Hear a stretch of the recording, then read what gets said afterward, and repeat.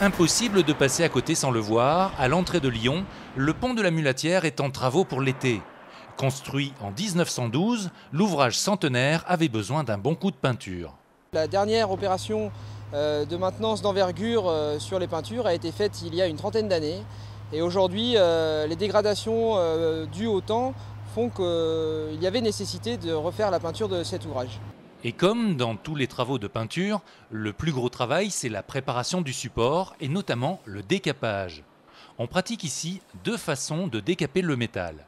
La première technique, c'est le décapage abrasif. On projette un abrasif type sable sur le support métallique sous pression et on met ainsi à nu le métal pour pouvoir ensuite le repeindre. Et la deuxième technique qu'on utilise de décapage, c'est du décapage induction. On utilise cette technique sur les faces internes côté voie, donc qui ne sont pas confinables.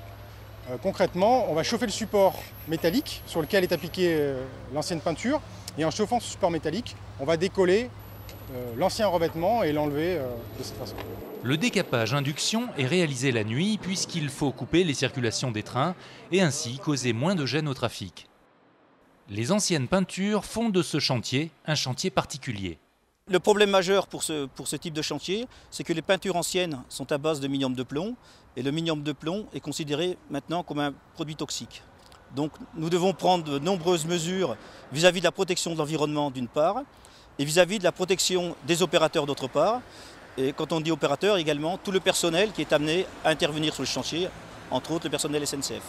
Les mesures à prendre sont donc de confiner les espaces de travail et de filtrer l'air. À travers ces conduits, 30 000 mètres cubes d'air sont filtrés et dépoussiérés chaque heure. Ici, nous nous trouvons dans une zone qui est entièrement confinée pour la protection de l'environnement et des opérateurs. Cette zone a été totalement décapée. On voit ici le décapage qui était demandé. Il n'y a plus aucune trace de minium de plomb.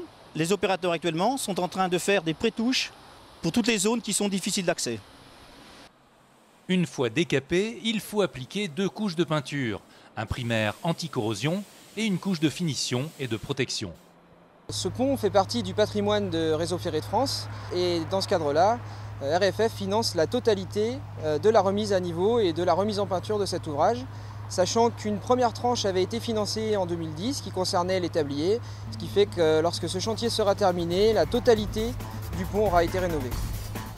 La fin des travaux est prévue pour le mois d'octobre 2012.